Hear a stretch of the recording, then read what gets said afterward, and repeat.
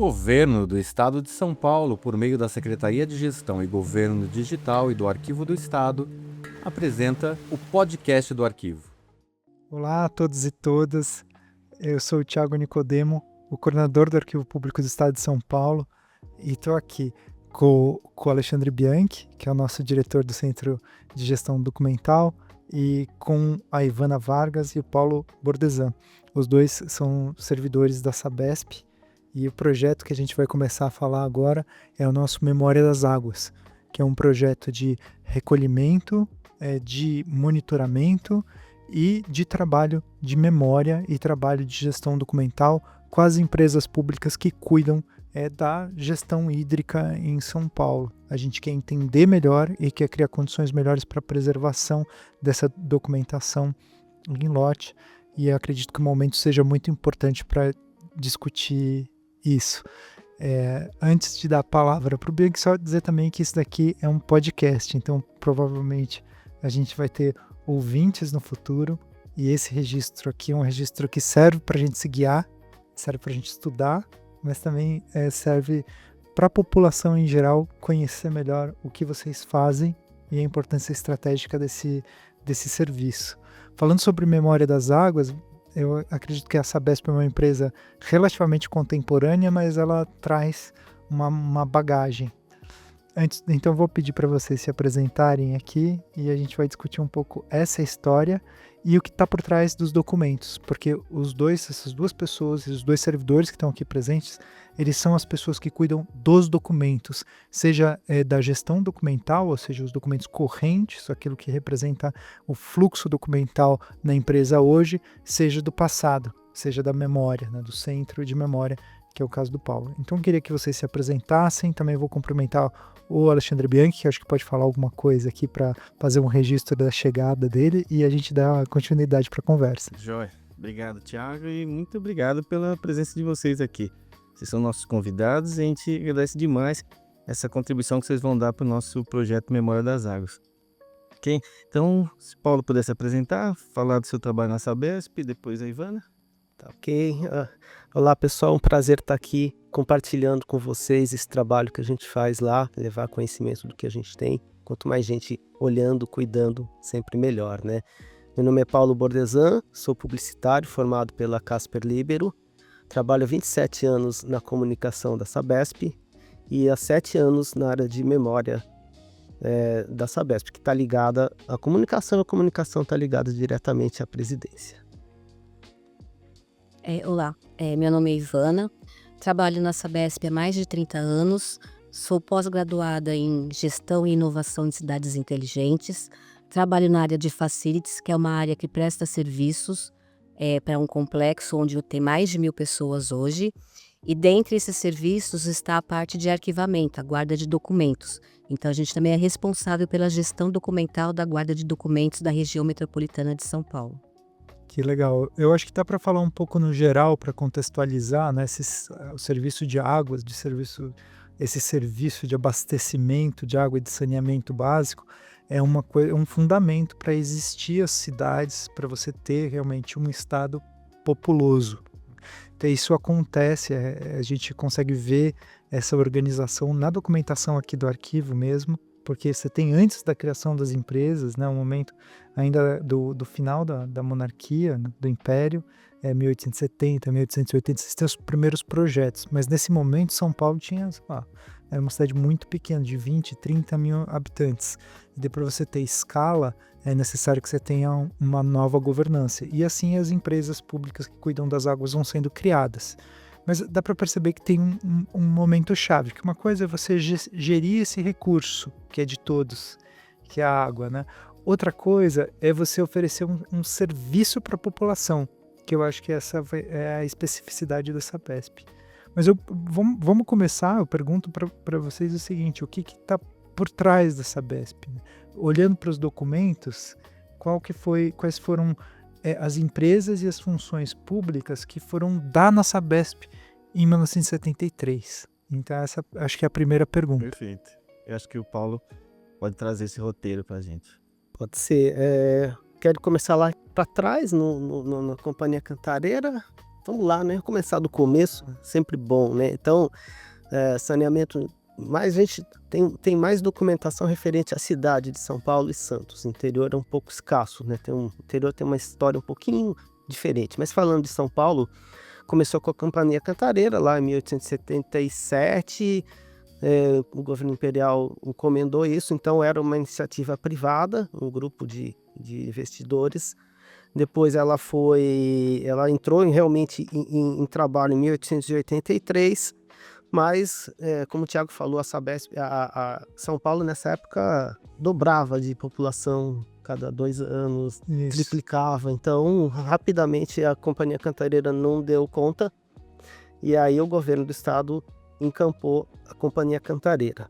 Criou aí a repartição técnica de águas e esgotos. Isso é 1892. 3, não é isso? 2, acredito eu. 1893. Mas é a República, né? Que É. Virou 20. Antes disso, teve aí umas comissões de saneamento, né, das várzeas do Tietê, Comissão de Saneamento de São Paulo, Comissão de Saneamento de Santos. Então, isso talvez explique um pouco que quando a repartição assumiu isso tudo, ela assumiu a documentação, os equipamentos dessas comissões de saneamento. Por isso que talvez explique um pouco porque a gente tem projetos lá de hospital de isolamento, escolas, hospitais, que pra gente é um pouco misterioso por que a gente tem esse tipo de material lá. Mas talvez a explicação seja porque a gente herdou esse material das comissões de saneamento. Eu vi esses documentos na minha mão. A gente chegou a se encontrar lá no Museu Memorial, né? Isso, esse Centro de Memória. No Centro de Memória da Sabesp. De repente começou a abrir coisa e começou a vir outros projetos, né, que foram importantes igualmente nesse período de organização republicana. Então, dá a entender que era tudo parte de um grande plano que a gente está tentando investigar melhor agora. Né? Mas conta um pouco por que era Cantareira, né? Lógico, tinha uma represa já. Por que foi por que tudo começou acontecendo na Cantareira? Você sabe dizer? A Companhia Cantareira começou com 2 sistemas, um no Ipiranga, sistema Ipiranga. Hoje a gente ainda tem alguma coisinha lá que são o Parque Estadual das Fontes do Ipiranga, tem alguma represa, alguma coisa lá, mas era um sistema pequeno. Daí ela partiu para Cantareira porque não havia cloração. Então a única maneira de você captar água pura e trazer ela da maior forma possível, do jeito que ela estava. Então, nessa época, o governo já começou a comprar essas fazendas no entorno dessas fontes de água. Então, começa aí com o sistema Cotia, sistema Cantareira, e foi trazendo de lá. Era a melhor maneira. Teve algumas experiências de você explorar poços profundos na beira do Tietê, mas isso também não foi para frente, porque sempre tinha alguma contaminação de um gado, de cortume, esse tipo de coisa, então também não deu muito certo. Existiam planos de pegar no Alto Tietê, né? Mas já estava um pouco degradado, então a única solução foi partir para Serra da Cantareira e trazer água de lá. Já tinha uma represa? Já tinha uma... Não, são pequenos córregos. Iniciais que vão... É um sistema Cantareira antigo, que é diferente do sistema Cantareira atual. Ele pega pequenos córregos na Serra da Cantareira e vai juntando em poços de junção, em pequenas represas, até trazer isso por adutoras para São Paulo. E qual que é a primeira construção relevante, né? Porque você tem que ter depois obras de engenharia para acompanhar. Eu acho que quando a gente visitou, a gente viu muito documento técnico de barragens sendo construídas, ou até além de barragens, adutoras, eu não sei como é que é exatamente a tem uma curiosidade, né, que a gente até falou há pouco tempo aí, sobre a relação do Trem das 11 com saneamento. Por que isso? Então, para levar material de construção, eles tiveram que fazer uma ferrovia, que é o Tramway Cantareira. Então, ela partia lá da Estação da Luz. Então, a tubulação chegava de Santos pela São Paulo Railway, entrava nesses trens que iam lá para Cantareira para levar o material e aí construir esses sistemas. Então aí você tem esses bairros da Zona Norte, Parada 7, Parada Inglesa, eram todas paradas de trem que foi construído pelo Tramway Cantareira. Então, e aí, Uma tramway hoje ainda. Tramway, tem a rua do Tramway, né? A maior parte do metrô ainda segue esse traçado. Os documentos desse período estão lá no Centro de Memória? Tem alguma coisinha, alguma foto da estação final lá. A estação ainda está preservada. Tem estaçãozinha lá onde é o Clube da Cantareira, um lugar bem interessante. Tem os tanques de acumulação. Talvez respondendo a pergunta, a principal obra lá são os tanques de acumulação na Serra da Cantareira. Que são antiquíssimos, porque eles têm esses 20, 30 anos, porque mais ou menos o tempo, não casualmente, é o mesmo período de fundação do Arquivo Público, que é 1892. Nossa, antigo, hein? É porque foi um pensamento dessa elite cafeeira da Primeira República de estruturar o Estado de várias formas. Então muita coisa foi fundada nesse ano, um ano antes, um ano depois. É muita coisa de infraestrutura do Estado. Dessa época a gente tem uma documentação muito boa. Tem uma coleção de fotos do Pierre Domé. Ele foi contratado porque a Companhia Cantareira fez um trabalho e quando o governo encampou, ele fez um levantamento fotográfico de tudo que tinha sido feito para atualizar o sistema que estava um pouco abandonado, um pouco defasado. Então a gente tem essas coleções de álbuns do sistema Cantareira pelo Pierre Domé. Um álbum. Tá digitalizado? Ou Alguma coisa tá digitalizado. A gente podia combinar aí, né? Bem bolado de Certeza. tornar essa documentação mais acessível para o cidadão, né? Compartilhar isso, com certeza, né? Tem plantas, né? Mostrando todo o sistema, os desenhos das barragens, né? Sei que tem alguma coisa aqui também.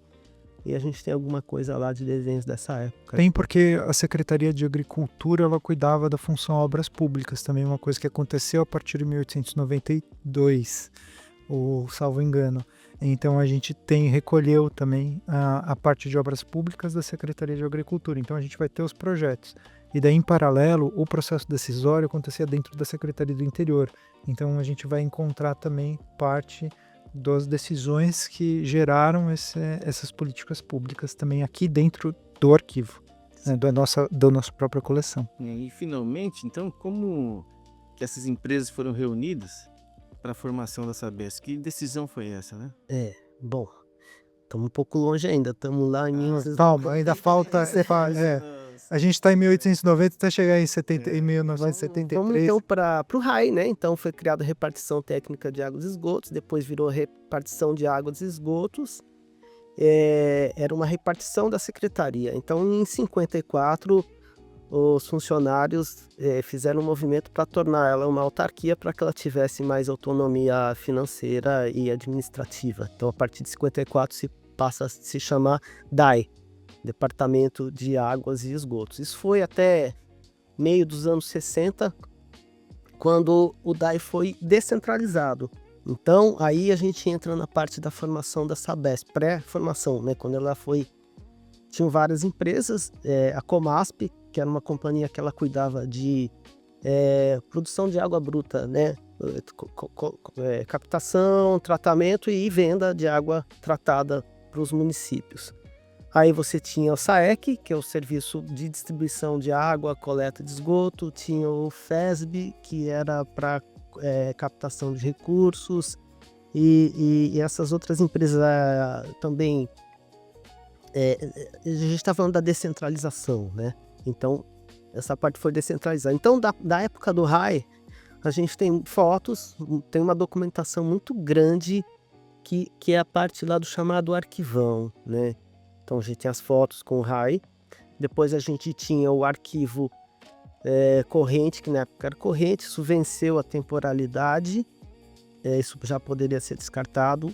Na época a gente era mantenedor da Fundação Patrimônio, Energia e Saneamento, eles fizeram um trabalho de revisar todo esse arquivão, teve até uma colaboração, um trabalho junto com o Arquivo do Estado. Eu não estava lá nessa época, mas soube que existiu isso, essa assessoria, e a fundação fez essa triagem do que tinha de material de interesse histórico. Esse material está onde agora? Está lá agora no nosso centro de memória. Lá no Área Santos. É um arquivo bem volumoso. E o que é o arquivão mesmo, só para eu entender um pouco melhor? arquivando, não dizer, um arquivo gigantesco que a gente tem, né? Que era uma coisa assim enorme e estava vencendo a temporalidade, já poderia ser descartado. E aí então a gente fez esse trabalho de seleção daquilo que tinha interesse histórico, né? Eu não conheço muito bem, mas assim, só de amostragem que eu andei pegando alguma coisa lá, eu puxei um documento dizendo sobre a ampliação dos estábulos de 80 animais para 140 animais, que eles faziam todo o serviço de rua, era tudo por burro, por cavalo, né? Então tem muita coisa muito pitoresca, exótica lá, né? Mas isso é um arquivo bem volumoso, da época do DAI, né? DAI, RAI, né? Um arquivo aí que veio, não é o que a gente já tinha no nosso acervo. Porque é o seguinte, fugindo até um pouquinho dessa linha do tempo, né? A Sabesp, ela já teve, em 1985, já foi criado o chamado Sanexpo, que era o Museu do Saneamento, aqui na Ponte Pequena. Ponte Pequena tem um prédio super antigo, lá de 1893, que é a estação elevatória do Brás. Ela captava toda essa área de esgotos aqui da Baixada do Brás, que era uma área muito problemática de epidemias, né? Morava a população mais pobre, população operária. Então ele fazia esse esgotamento dessas águas paradas e bombeava para longe. Isso era vapor ainda. Então o prédio está lá, foi tombado a pedido da própria Sabesp. E em 1985 tinha esse Museu do Saneamento aí na Ponte Pequena, né? Com o tempo isso aí as visitas foram diminuindo, porque era um museu um pouco, nos padrões de hoje, um museu um pouco chato, né? Coisinha e tal, então foi diminuindo, ele foi fechado. Nessa época, a fundação era nossa parceira, a gente era mantenedor ou patrocinador, então todo esse material ele foi catalogado, higienizado e acondicionado até o momento que a gente tivesse um lugar mais adequado. Então foi isso que deu um pouco de tranquilidade para a gente, né? A coisa não ficou todo esse tempo aí abandonada. Ela podia não estar em condições adequadas, as melhores, mas já teve um tratamento aí, um pré-tratamento para guardar esse momento aí. Então, a gente teve esse Museu do Saneamento aí. Então, é material que a gente percebe que já existia uma preocupação em guardar materiais. Provavelmente uma parte disso veio da biblioteca, é alguma informação que a gente tem por alto, mas foi um movimento de iniciativa dos funcionários, mas com um apoio bastante grande da empresa, que forneceu o prédio, funcionários, toda a estrutura aí e tal. Quer dizer, na verdade, então, especialmente o DAI, RAI, né, que é esse departamento de águas e esgotos já fundado na Primeira República, ele vira um embrião da Sabesp, e essas documentações elas vão se transformando, especialmente entre 54 e 73, né, que são os dois marcos aqui que a gente tá discutindo, que é o DAI, né, e depois a Sabesp mesmo, e daí esse legado entra. É isso esse processo que você está descrevendo. Em 73, houve a fusão de todas essas empresas que eu citei, que eram independentes, né? E aí para a criação da Sabesp. Quais que eram mesmo, só para o nosso ouvinte não se perder, além do... o RAI... Vão ter que uma colinha. Virou são DAI. várias. RAI virou DAI, aí o DAI foi dividido entre Comasp, Sanesp, SAEC. Aí, em 73, ela também absorveu parte do FESP. E em 75, SBS, que é o saneamento da Baixada Santista, e da Sanevale, que é o saneamento do Vale do Ribeira. Ou seja, a Sabesp foi criada para pegar várias coisas que estavam em empresas públicas ou funções públicas mais isoladas para ser um serviço só. Uma boa parte disso foi para atender o Planasa, Plano Nacional de Saneamento. Era um plano federal. O Brasil estava um pouco atrasado nessa questão de 70 e pouco, né? 70. Já na criação da Sabesp, né? Por essa época aí. Então, Começo da década de 70. existia essa defasagem no saneamento, então existiu o Planasa, que oferecia aí financiamento por meio, acho que do BNH, uma coisa de juros entre 5% e 7% ao ano, 10 anos para pagar, alguma coisa assim. Só que quem quisesse aderir, só era permitido uma empresa estadual por estado, uma empresa por estado. Então teve que unificar Tem várias. que unificar. Então, É bem interessante o que você está falando, porque a gente também, nas entrevistas, a gente percebe, e também no conjunto de documentários que a gente está fazendo, a gente percebe a mesma coisa. E no período republicano, São Paulo encampa uma função, várias funções públicas. Então fica como a província como o lugar primordial para oferecer um grande serviço e montar uma grande infraestrutura dentro do estado. Mas tem uma concorrência com o governo federal. E essa concorrência ela vai aparecendo em vários momentos do século XX e agora do XXI. Quer dizer, esse serviço ele vai ser um serviço padronizado pelo governo federal. Qual vai ser o papel do governo federal? Vai ser um papel de agência, né? Ou não? Ou fomento, a regulação, vão ser serviços públicos diretamente oferecidos. E São Paulo tem sempre uma postura, historicamente, é uma postura mais no sentido de reforçar a competência do Estado para oferecer aquilo. Então, não é uma coisa que acontece sem conflito. Quando você vê uma coisa dessa acontecendo, é um conflito que está posto entre uma coisa que poderia ser oferecida pelo governo federal, mas é o Estado que tá tomando frente daquela política pública. verdade, verdade. Tanto é que esse motivo porquê da criação da Sabesp é pouco conhecido.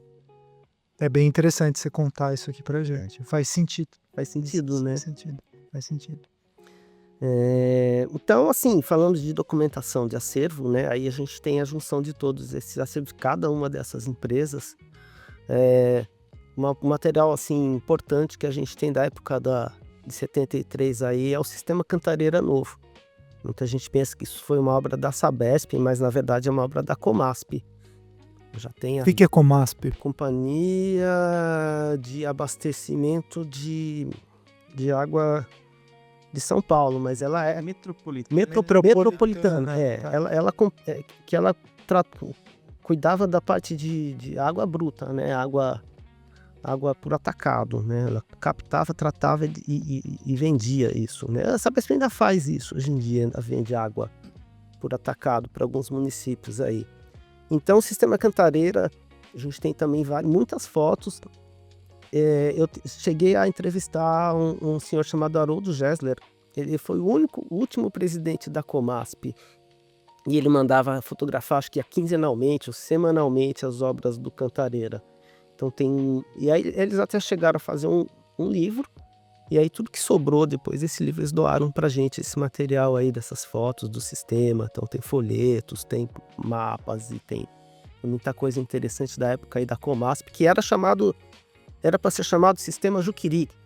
Mas como tinha lá o hospital do Juqueri, Hospital psiquiátrico. e tinha um preconceito e tal, Sistema dos Loucos, alguma coisa assim e tal, eles resolveram mudar para Sistema Cantareira, mas ele começou como Sistema Juqueri. A gente está recebendo também o material do Juqueri. Ah, é? Ah, legal, interessante, né?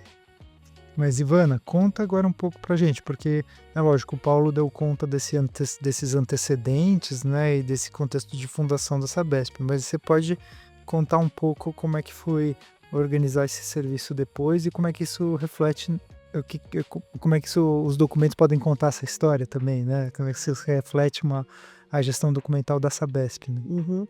Na verdade, o arquivão que o Paulo citou é o nosso arquivo geral, que atende a região metropolitana de São Paulo. A Sabesp foi criada em 73 e esse arquivo foi fundado em 75.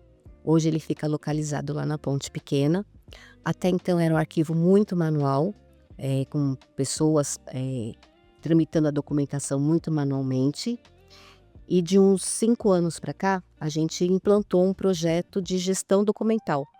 Esse projeto de gestão documental tem algumas etapas pelas quais a documentação passa, e a gente tem uma sintonia muito grande com o arquivo público, que a gente segue as diretrizes do arquivo e a legislação para cuidar desse acervo. Então lá a gente tem documentação que a gente chama de guarda permanente, que é uma documentação parte histórica, que foi para o centro de memória e parte ainda continua lá, e tem a documentação corrente. O que a gente fez? A gente contratou uma empresa especializada há uns 5 anos. Essa empresa ela pega toda a documentação que chega lá, faz todo o tratamento arquivístico, que é a limpeza, a identificação, a codificação. implanta um plano de classificação para ter a mesma codificação hoje da tabela do arquivo público. Após isso vem a parte da tabela, então a gente constrói essa tabela, A tabela fim da Sabesp. tabela de temporalidade. Você lembra quando Foi há 2 anos. foi? Já na minha gestão, verdade. Foi já, mas. Isso, Foi assim que a gente aprovou. A gente fez um trabalho bastante intenso. Foi. Você certamente participou e vocês oficializaram essa tabela há uns 2 anos que contemplam todos os documentos da atividade fim da Sabesp. Né? A gente tem as duas tabelas, a gente tem a tabela fim e tem a tabela meio. A tabela meio é mais antiga. Inclusive a Sabesp lá atrás, nessa tabela meio, contribuiu Fui eu também. para a construção da tabela Exatamente. meio do arquivo público. A tabela meio, para quem está nos ouvindo e não conhece, ela corresponde à classificação e tipologia de todos os documentos que são comuns à administração pública, aqueles que estão presentes nas atividades de todas as secretarias e órgãos públicos como a Sabesp, né? E daí a tabela fim vai ser dos documentos específicos que são produzidos pela instituição. Quer dizer, a tabela meio ficou pronta em 2004, daí ela contemplou o estado todo e depois a gente foi fazendo um trabalho específico para poder criar tipologia e plano de classificação para os documentos da Sabesp. Daí, uma vez feito esse trabalho, criou condições para a Sabesp poder aplicar esses parâmetros de gestão documental e sanear seu próprio fluxo interno, e é isso que a Ivana tá contando aqui para a gente. Exato. E a participação da Sabesp foi realmente muito boa porque a tabela meio das atividades administrativas do Estado. E a Sabesp, uma companhia, ela pode contribuir também com uma gestão diferente, né? Documentos distintos de uma secretaria, por exemplo. Sim, acho que essa parceria que teve com o arquivo público, ela foi muito gratificante, rendeu muitos frutos. A gente pode falar que hoje a Sabesp é uma das únicas empresas que é de economia mista, né? Que tem todo esse trabalho, toda essa preocupação com esse acervo, essa codificação, essa tramitação, tanto para guardar esses documentos, criar um procedimento para a empresa inteira, como para o descarte também. Então, após essa criação da tabela, essa formalização junto ao arquivo público, a gente fez a parte de digitalização também, para tornar o acesso ao documento mais ágil, mais rápido, para preservar toda a documentação, a identidade da Sabesp. E aí a gente contratou um sistema de gerenciamento de documentos, que a gente chama de GED, justamente para poder fazer toda essa gestão documental de forma informatizada, para que as pessoas tenham essas informações à mão, mais rápida para consulta. Ivana, me conta um pouco sobre a governança. Quer dizer, a Sabesp é uma empresa que tem muitas... tem ela tem sucursais, ela é uma empresa descentralizada, digamos assim. Tanto que ela tem que oferecer serviços também para os municípios. Como é que acontece essa relação entre um arquivo central e essa descentralização do serviço? Então, a gente trabalha com 376 municípios. Então, hoje a gente tem esse arquivo central aqui, Ponte Pequena, e tem os arquivos descentralizados pelo interior e pelo litoral. Qual foi o nosso propósito? Como conseguir juntar tudo isso e ter um caminho, direcionamento mais claro? A gente fez a 4 mãos, com o pessoal de conformidade, com o pessoal de procedimento, de planejamento. A gente construiu um procedimento empresarial para toda a companhia. Então, todos os nossos arquivos têm que seguir esse procedimento empresarial. Lá a gente conta tudo como tem que ser feito, até o momento que eu recebo o documento, como deve ser tratado, como deve ser guardado, o tempo de guarda de cada um e como deve ser o descarte desse documento. Isso é muito importante, até porque você vê, mesmo a Sabesp sendo de economia mista, ela ganhou porque são documentos de interesse público, né? Ou documentos propriamente públicos, que contam Sim. a relação do Estado, um serviço do Estado. Então, e sendo documentos públicos, eles têm que seguir as regras constitucionais, né, brasileiras. Você não pode eliminar o que você quiser. Então, você tem que tratar a Sabesp, né, como uma empresa, nesse caso é um serviço público, e daí o parâmetro de gestão documental ele tem que ser público. Então cria um desafio, né? Como é que você vai implantar numa coisa desse tamanho um sistema de gestão documental que funcione. Então, parabéns, assim, muito legal ouvir esse caso, porque é um caso de sinergia mesmo que funcionou. A gente costuma ter muito mais sucesso e eficácia com as secretarias, né, com a administração direta. E daí tem casos, claro, em que isso funcionou bem. No caso do Detran também, funcionou bem. E sendo uma empresa que se espalha por todo o estado, no caso do seu arquivo que você cuida, vocês recebem documentos da região metropolitana, Sim. mas recebem não em qualquer condições.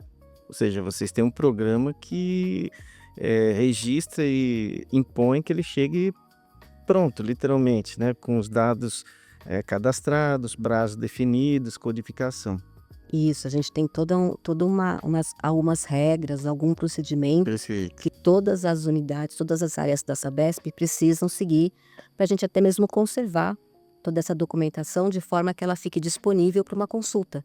A gente está falando de documentos que são de curiosidade pública, que as pessoas podem acessar e ter assim da forma mais transparente possível, porque a população também tem interesse em consultar muita coisa que está lá. E o conteúdo desse acervo é o que, basicamente? Que tipo de documentos, que informações que eles trazem? A grande maioria dos documentos que a gente tem arquivado hoje lá no nosso arquivo central são contratos. Então são contratações, construções de estações de tratamento de água e esgoto, Que legal. contratos onde a gente tem a captação, toda a logística de como isso é feito.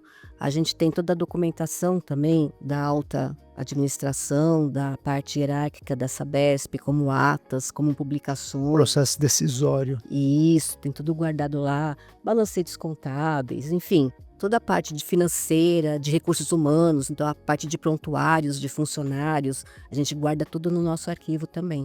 E, Ivana, o que é permanente, né? Desses documentos, quais são os tipos mais frequentes que você sabe que vão ser aqueles que vão ficar para contar as histórias e ter esse caráter comprobatório também para o futuro? Então, a maior parte são justamente essas decisões públicas, né? Essas coisas de atas, de reunião, de decisões da diretoria. Então, tudo isso é guarda permanente, a gente não descarta. Contratos de publicidade. Então, publicidade e o marketing da Sabesp também são de guarda permanente para a gente ficar à disposição. Legal. E vocês eliminam os documentos que não são permanentes? Então, vocês têm uma rotina de eliminação? Isso, o de guarda permanente a gente não elimina, porque até pela legislação a gente tem essa obrigatoriedade de guardar a documentação física. A gente não deixa, não. Não, nem pode. Inclusive a gente está em tratativas com o pessoal do arquivo para transferir toda essa documentação aqui para o arquivo para ficar à disposição da população de uma forma mais fácil, mais ágil. Mas tirando da Que guarda notícia boa. permanente, Peraí. Depois eu quero ouvir um pouco mais sobre isso. Mas Esse prédio está aqui à disposição. né, a gente está nessa parceria, né? Receber e divulgar tudo. Com certeza, é muito importante. Mas termina, fala da eliminação e depois eu te pergunto um pouco mais sobre o que é que você quer mandar pra gente, que a gente quer receber. Então, tirando a guarda permanente, a gente tem essa corrente. Então, ela tem um prazo de guarda determinado. A gente faz a digitalização certificada dessa documentação, até mesmo para ela ter um valor legal perante algum questionamento. E como é que a gente procede para fazer o descarte? Terminou aquele prazo de guarda, a gente faz toda a documentação de termo de ciência, de termo de eliminação. Aí a gente tem uma comissão dentro da Sabesp com um coordenador. Então, a gente passa esse formulário para esse coordenador, para ele poder aprovar. Passamos uma cópia para o Arquivo Público do Estado. Aí depois a gente pega tudo isso e publica no Diário Oficial. Tô sabendo, acho que esse documento é o que assino, inclusive, né? Aí, tá vendo? É. Aí a gente espera os 30 dias da publicação do Diário Oficial para ver se não tem nenhuma manifestação, nenhuma interposição. Não tendo nenhum tipo de manifestação, a gente preenche um outro formulário, passando para a ciência, e aí a gente providencia o descarte. Como é feito esse descarte? A gente tem hoje uma fragmentadora industrial. Então, toda essa documentação ela é fragmentada, para não ter nenhum tipo de exposição. E aí, a Sabesp, ela pega essa documentação que é fragmentada e faz um leilão. Então, acaba revertendo essa venda de um reciclável de papel para um benefício depois da Sabesp. Essa verba acaba voltando através desse leilão para a própria Sabesp. Muito legal. E você tem uma ideia de volume, assim, por exemplo, nos últimos anos, quanto que você eliminou de metros lineares ou de caixa? São toneladas de caixas. A última que está em andamento, inclusive, só nessa última foram mais de 7.000 caixas. Legal.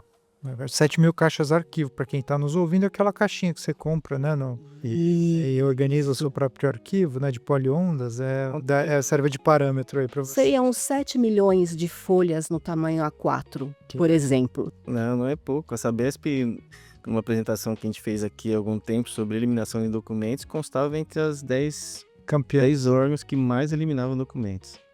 Isso vocês nem tinham a tabela fim ainda.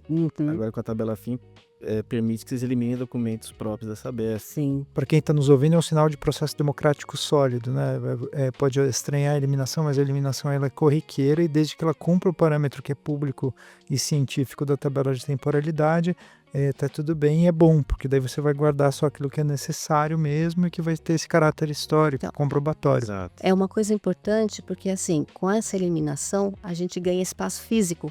Porque você imagina, milhares de documentos que são produzidos todos os anos.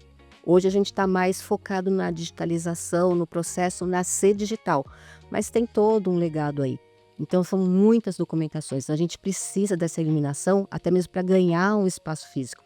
E o mais importante, quando a gente elimina esses documentos, como hoje a gente tem esse sistema GED, a gente digitaliza isso que é descartado e fica lá como consulta. Não perde. Então a gente não perde essa história, ela fica lá tudo disponível para a população da Sabesp. E Ivana, o que seria documento permanente que você acha que poderia vir para o arquivo? Será que você poderia dar contar para a gente o que é? Se você tem uma noção de temporalidade também, né? Se tem os documentos desde 73 ou se é coisa muito mais recente, como é que é isso que você imagina que a gente poderia fazer uma parceria? Então, a parte mais histórica, que são as construções das ETAs, estações de tratamento de água e de esgoto, hoje elas estão lá no memorial lá No Centro de Memória. da parte de comunicação.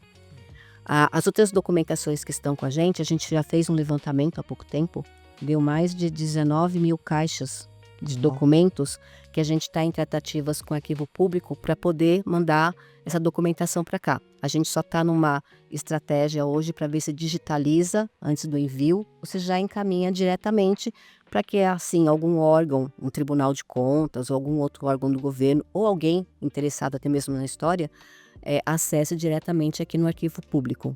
Pra gente seria legal, sim, acho que...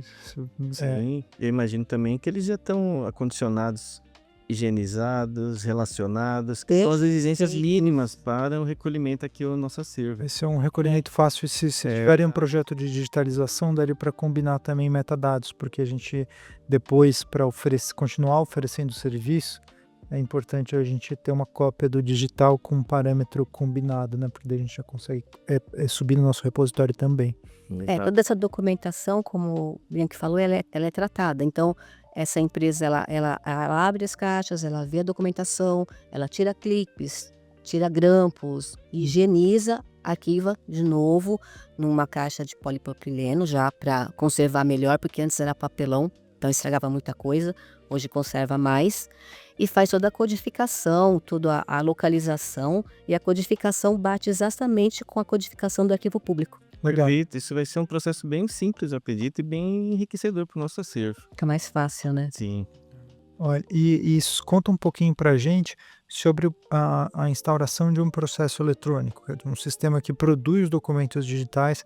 Como é que foi isso? Em que escala que está hoje? Como é que é a governança? Então, hoje esse projeto ainda está pequeno, ele está nascendo, né? A gente sempre foi muito ligado em papel, então assim, por isso a digitalização certificada e tal, mas hoje a gente tem alguns arquivos dentro da Sabesp, tem muita coisa hoje, por exemplo, quando a gente faz uma contratação, a gente costuma falar que a gente faz um pregão eletrônico. Então, todo o dossiê daquela documentação, o contrato, medições que vem nisso, todos eles já saem do sistema da Sabesp. Então, tudo isso já nasce digital. Agora, a gente está com um projeto de ter um sistema também que nasça digital, a parte de prontuário dos funcionários. porque até então a gente tem muito, porque essa Sabesp teve 22 mil funcionários, então você imagina a quantidade de prontuários que tem que ser guardado por pelo menos 60 anos. Então agora a gente está com outro projeto para desenvolver esse nascimento digital também. E a gente tem um sistema interno de assinatura eletrônica, onde muita documentação tramita por ali, justamente no intuito de diminuir essa produção de papel físico. Vale a pena vocês terem um sistema mais robusto, central mesmo, né, de produção de gestão de documentos eletrônicos, né? Interessante. E todo esse programa de gestão está focalizado na região metropolitana. Uhum. As demais regiões possuem um sistema desse tipo? Não, as demais regiões ainda estão lá no processo inicial, uma coisa muito operacional. Só que a gente já está em tratativas com as diretorias, que são 6 diretorias na Sabesp, para a gente poder expandir esse nosso projeto hoje da região metropolitana para todo o interior e litoral. Então a intenção é trazer essa documentação do interior e litoral aqui para a capital, fazer esse tratamento, digitalizar e o que for de guarda permanente, mandar aqui para o arquivo público. E vocês vão precisar de espaço, né? Bastante. Perfeito. Olha, hoje, brincando assim, a gente fez um levantamento, são quase 130 mil caixas que viriam do interior e litoral. Bastante. E é legal, porque daria para fazer uma parceria, né? Que a gente incorporando a documentação permanente de vocês, abriria espaço para centralizar o serviço do arquivo com relação ao interior. Né? Sim, Bem ela legal. centralizaria, a gestão ficaria mais rápida, né? Mais E a gente tem visível. interesse também nos documentos que estão hoje reunidos no centro de memória, né? Então, se você puder tratar sobre que quando você monta o centro de memória, vocês têm um objetivo, né? Vocês querem contar que história? Ah, sim. Bom, inicialmente o centro de memória ele era para ser feito lá em Pinheiros e nosso primeiro objetivo era ter um local adequado para guardar o acervo.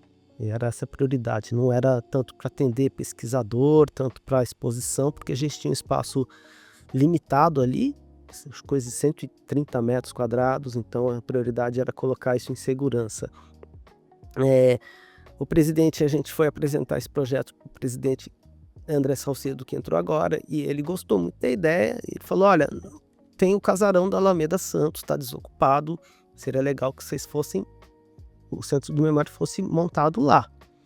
E aí é uma outra história, né? É um lugar super localizado, bem maior, e que tem condições de atender o público também, abrir para exposições, esse tipo de O coisa. que Então, foi o casarão? o casarão ele sempre foi uma área, ultimamente, uma área mais técnica, né? Administrativa, mas ele está do lado do reservatório Vila América, que foi construído entre 1942 e 1949. Ele atende toda a região da Avenida Paulista. Ele é muito importante, ninguém sabe da existência dele, na verdade. Você passa ali, tem gente que até critica, fala: olha que área ociosa no meio de São Paulo. Na verdade, ninguém imagina que existe uma vazão gigantesca, um grande manancial de água que vem Passando aí. e sendo distribuído para os bairros, né, da Baixada da Paulista, ou seja, os jardins, né, e acredito eu mais coisa, né? Tem vários hospitais ali, uma área super importante, né? Então, ele está do lado desse reservatório e já existia esse casarão ao lado, que a gente ainda tem pouca informação sobre ele. A gente não sabe se ele é contemporâneo aí da construção do reservatório, se ele já era uma casa antiga que tinha ali do lado, que foi incorporada e tal, mas é bem antiga, tá lá.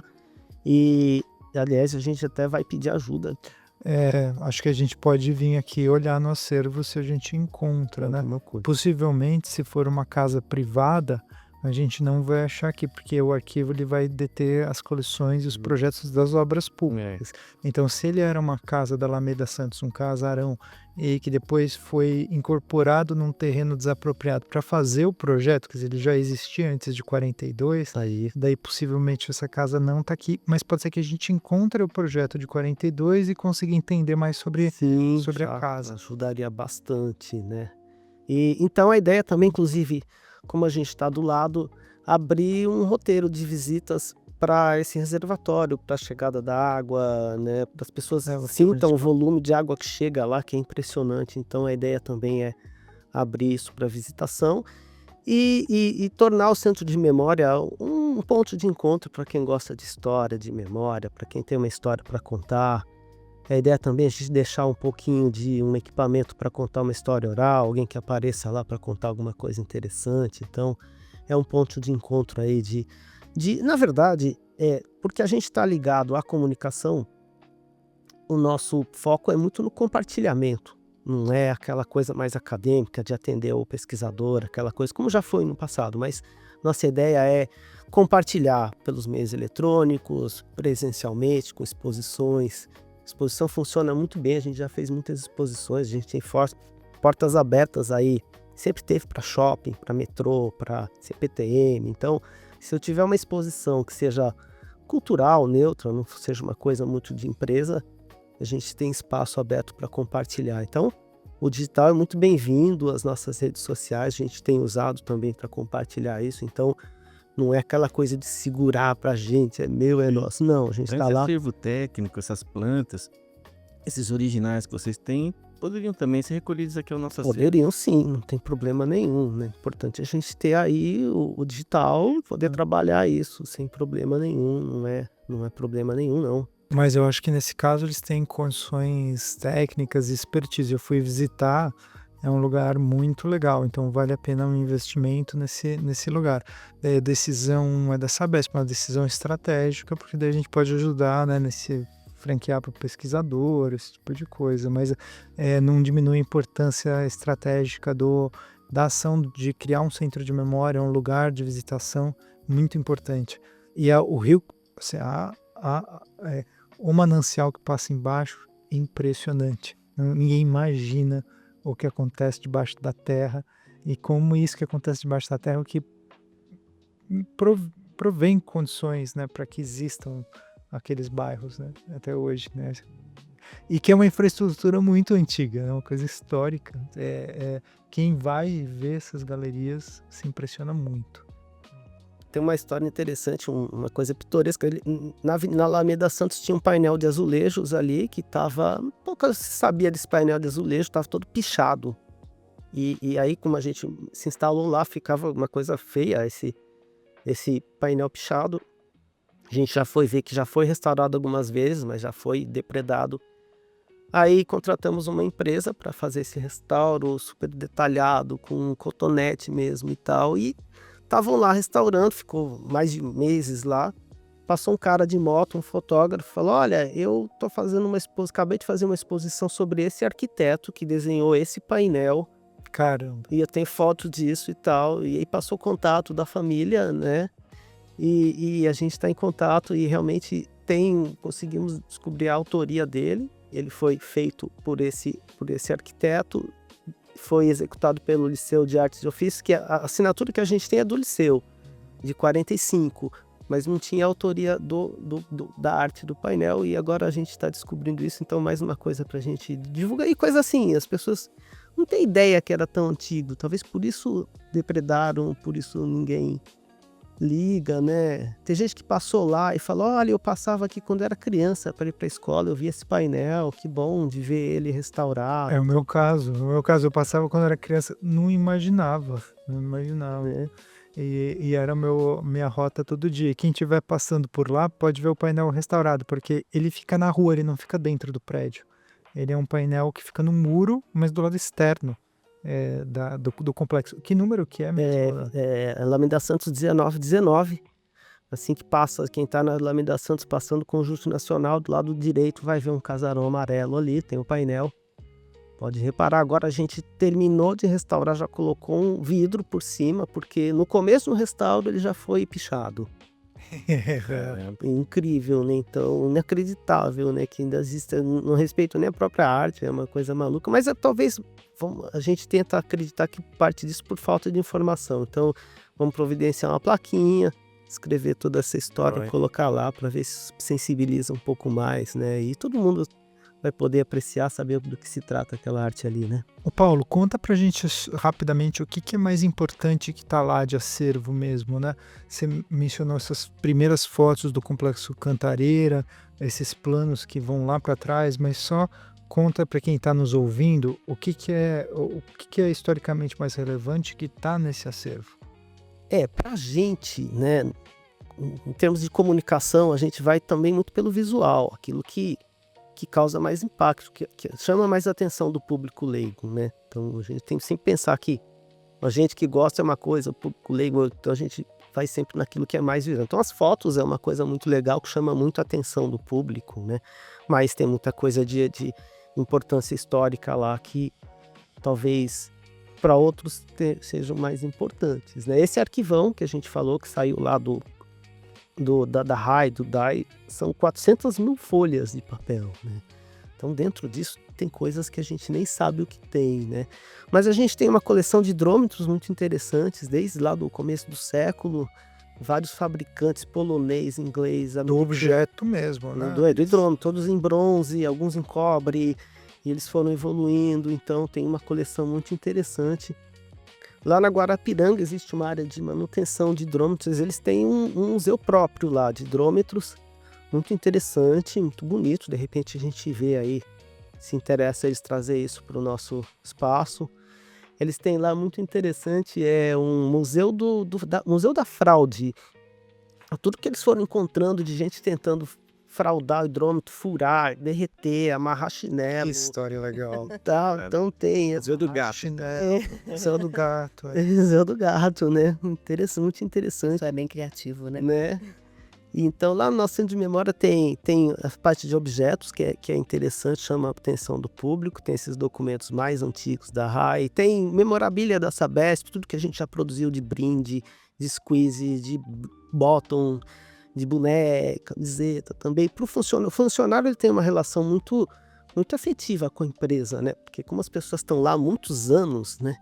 Então é uma coisa que vai no coração. Quando você bota um objeto, uma marquinha da Sabesp, eles adoram, querem e carregam a empresa no coração. É diferente, uma empresa tem muitas singularidades, né? O funcionário veste a camisa, é uma empresa que a gente faz campanha para não usar o nosso produto, né? Uma coisa muito maluca, né? Não use, mas não use, né? Você pede para não usar, né? Fala, pense bem antes de usar o nosso produto. O Memória por um tempo a gente usou, só para explicar também por que a gente tem coisas meio, vamos dizer, até meio nada a ver no acervo, mas a gente usou ele muito tempo para homenagear os funcionários, outras profissões dentro da Sabesp. Então, nem sempre todo mundo que...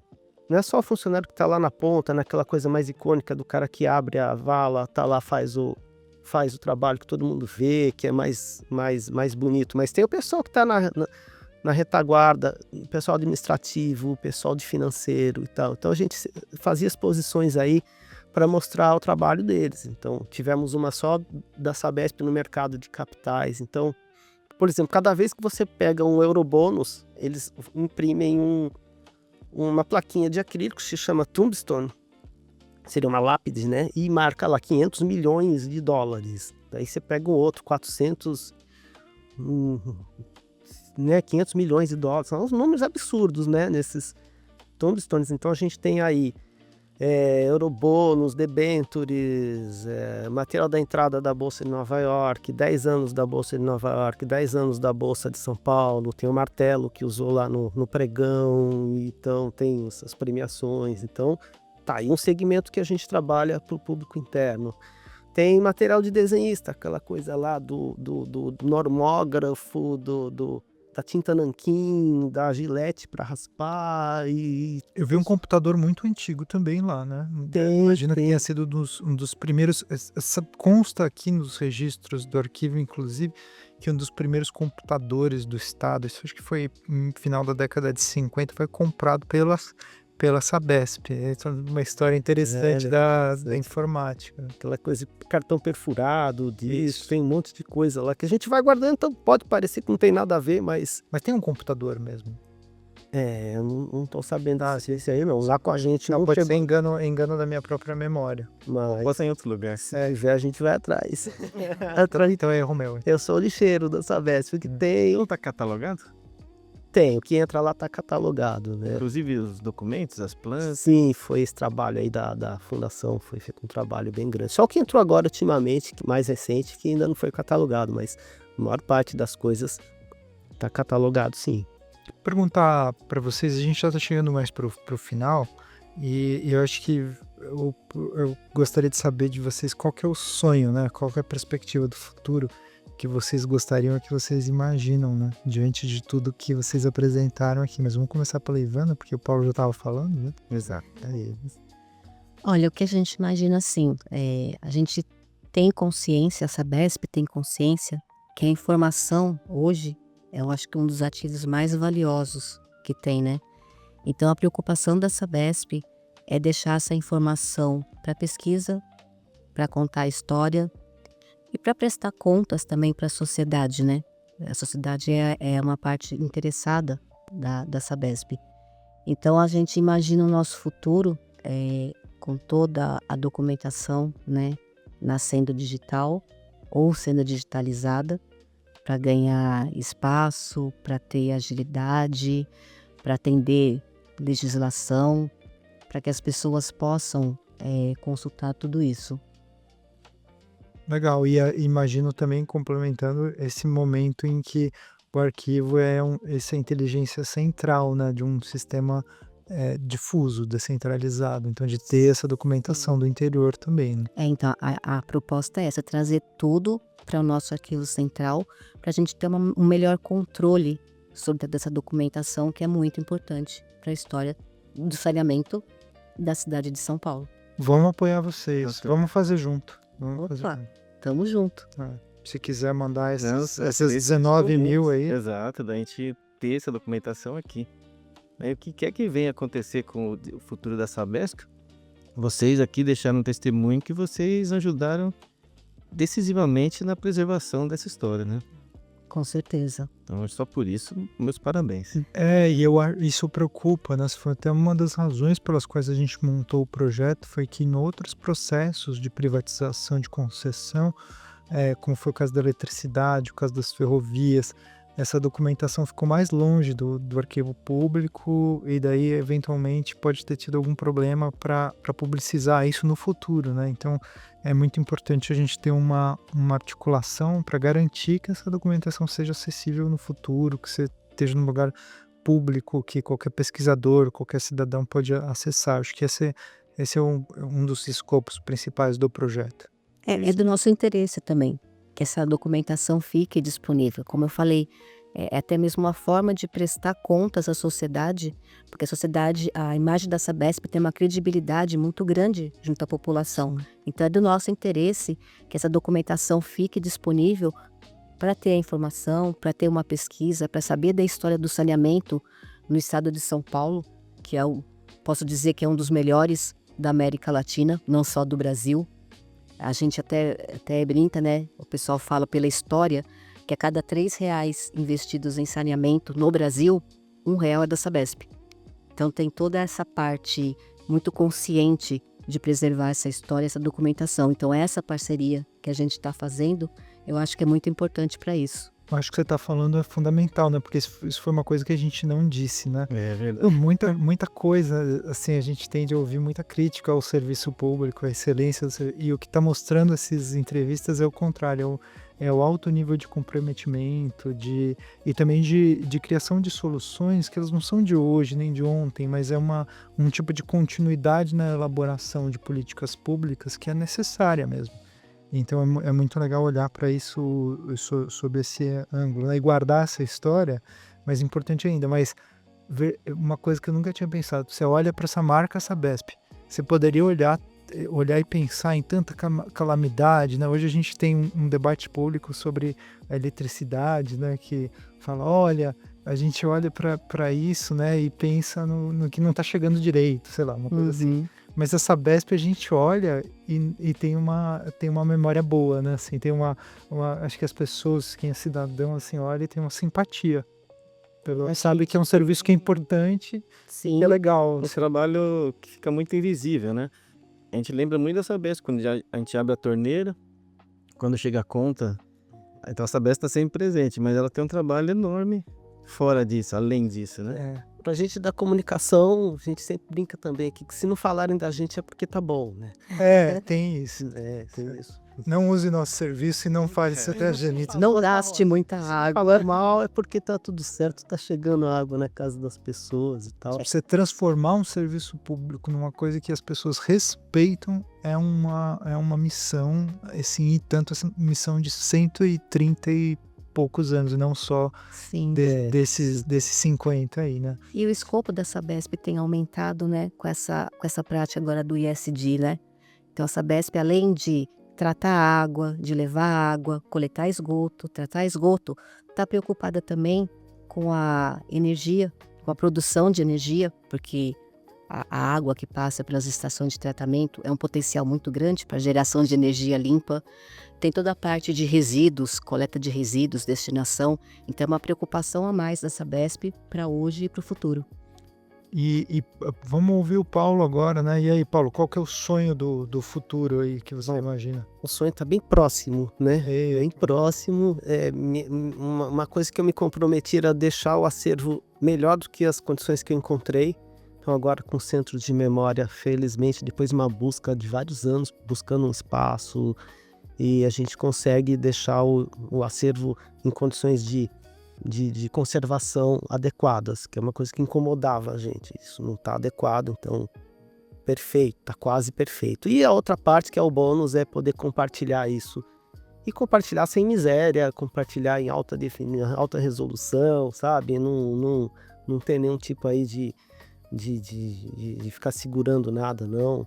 Porque eu, como amante da história, eu gosto de chegar no site e achar uma foto em alta, como é o caso do Arquivo do Estado, né? A parte do iconográfico, tem álbuns completos lá e tal. E eu falo, é a minha inspiração.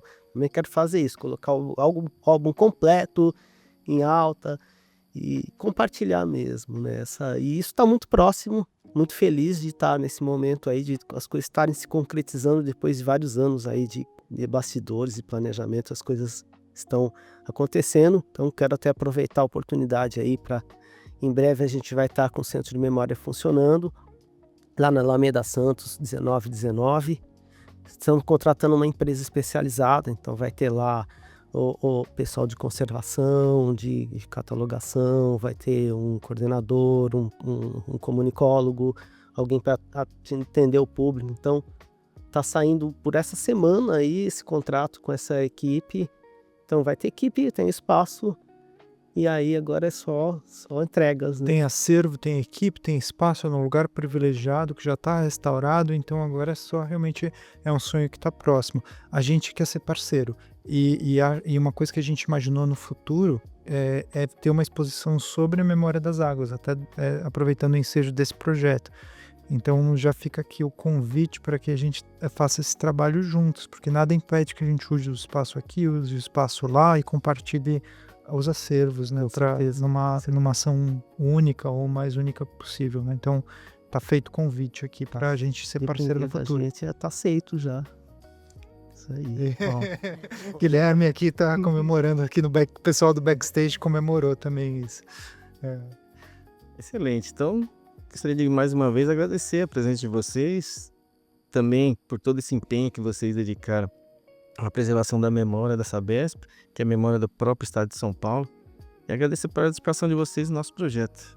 Muito obrigado. Parabéns para vocês, parabéns para a empresa, né? Acho que muito legal ouvir tanta coisa bonita mesmo, tantas histórias boas. Vamos agir com respeito para preservar elas, né? E difundir o melhor possível juntos. A gente que agradece a oportunidade de estar aqui compartilhando e estar começando aumentar a parceria com o Arquivo Público. Todo mundo vai ter a ganhar, né? Perfeito, isso mesmo. Um prazer.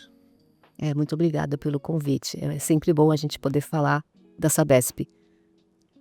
Joia, obrigado. Obrigado.